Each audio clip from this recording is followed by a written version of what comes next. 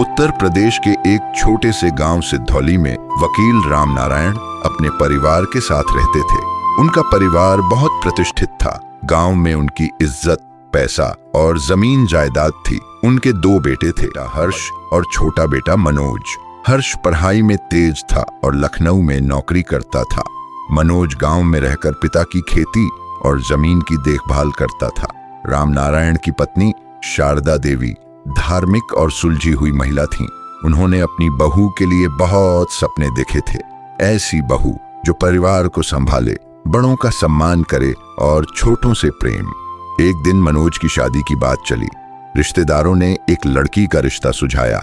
नाम था सोनाली। शहर से पढ़ी लिखी, खूबसूरत और तेज तर्रार। शारदा देवी को लड़की पसंद आई, लेकिन राम नारायण को कुछ संदेह हुआ। फिर भी परिवार की खुशी के लिए उन्होंने रिश्ता मंजूर कर दिया। शादी धूमधाम से हुई। सोनाली ने परिवार में कदम रखा तो सभी ने उसका स्वागत किया। कुछ महीनों तक सब ठीक चला, लेकिन धीरे धीरे सोनाली का असली रूप सामने आने लगा। शादी के कुछ ही समय बाद सोनाली ने अपने मायके वालों के लिए महंगे तोहफे मांगने शुरू कर दिए। वह बार बार अपने पति से पैसे के लिए जिद करती। मनोज शुरू में प्यार से समझाता रहा, लेकिन जब माँ बाप के पैसे पर हाथ डालना शुरू हुआ तो राम नारायण को चिंता हुई। सोनाली दिन ब दिन और लालची होती जा रही थी। उसे सास ससुर के साथ रहना पसंद नहीं था। वह चाहती थी कि पूरा घर और जमीन उसके नाम कर दी जाए। उसने मनोज को भी भड़काना शुरू किया। तुम ही सब कुछ संभालते हो, फिर जायदाद हर्ष के नाम क्यों? तुम्हारे पिता सिर्फ बड़े बेटे को प्यार करते हैं। मनोज पहले तो उलझन में रहा, लेकिन धीरे धीरे वह भी सोनाली की बातों में आ गया। उसने पिता से जमीन अपने नाम करने की मांग की। राम नारायण को दुख हुआ, परंतु उन्होंने शांति बनाए रखी। सोनाली अब खुलकर घर में हुकूमत चलाने लगी थी।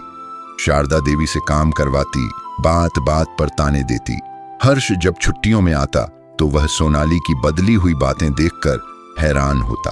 उसने मनोज से बात करने की कोशिश की, लेकिन वह टालता रहा। एक दिन सोनाली ने चुपचाप कागजात तैयार करवाए और राम नारायण से जमीन के दस्तावेजों पर हस्ताक्षर करने को कहा, यह कहकर कि यह बैंक लोन के लिए है। लेकिन राम नारायण, जो खुद एक अनुभवी वकील थे, उन्होंने दस्तावेज ध्यान से पढ़े और धोखे को समझ गए। अब उन्हें यकीन हो गया कि सोनाली सिर्फ संपत्ति की भूखी है। उन्होंने बहू और बेटे से कुछ दूरी बनाना शुरू कर दी। एक दिन गांव में खबर फैली कि सोनाली अपने मायके वालों के साथ जमीन बेचने की योजना बना रही है। राम नारायण ने तुरंत पंचायत बुलाई और सबूतों के साथ सच्चाई उजागर की। गांव वालों के सामने सोनाली की असलियत सामने आ गई। उसकी योजना थी कि मनोज से जमीन अपने नाम करवाकर उसे बेचकर शहर चली जाए। शारदा देवी का दिल टूट गया। राम नारायण ने मजबूर होकर फैसला लिया। उन्होंने मनोज और सोनाली को घर से अलग कर दिया। उन्हें जमीन का हिस्सा नहीं दिया और कहा कि जब तक पश्चाताप नहीं करते तब तक कोई अधिकार नहीं मिलेगा। कई वर्षों बाद जब राम नारायण का निधन हुआ तो पूरे गांव में शोक की लहर दौड़ गई। उन्होंने न केवल एक आदर्श पिता और वकील के रूप में, बल्कि एक दूरदर्शी और न्यायप्रिय इंसान के रूप में समाज में अपनी अमिट छाप छोड़ी थी। अंतिम संस्कार की सभी रस्में सोनाली ने विधिवत निभाईं, श्रद्धा, समर्पण और पश्चाताप के साथ। उस दिन गांव की बुजुर्ग महिलाएं एक दूसरे से कह रही थीं, देखो, यही वही बहू है जो कभी लालच के अंधेरे में थी और अब सबसे बड़ा उजाला बन चुकी है। सोनाली की यात्रा एक मिसाल बन गई। उसने न केवल अपने व्यवहार में सुधार किया, बल्कि समाज को यह संदेश दिया कि गलती कोई अपराध नहीं, लेकिन गलती पर अड़े रहना जरूर है। पश्चाताप और सुधार से जीवन की दिशा बदली जा सकती है। अब वह गांव की सबसे सम्मानित महिलाओं में गिनी जाती थी। महिलाएं उससे सलाह लेतीं और युवा लड़कियां उसे आदर्श मानतीं।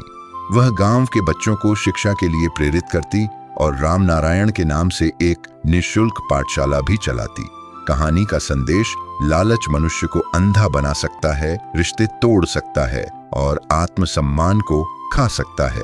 परंतु यदि इंसान समय रहते चेत जाए, अपने दोष स्वीकार कर ले और सुधार की दिशा में कदम बढ़ाए, तो उसका जीवन फिर से मूल्यवान बन सकता है।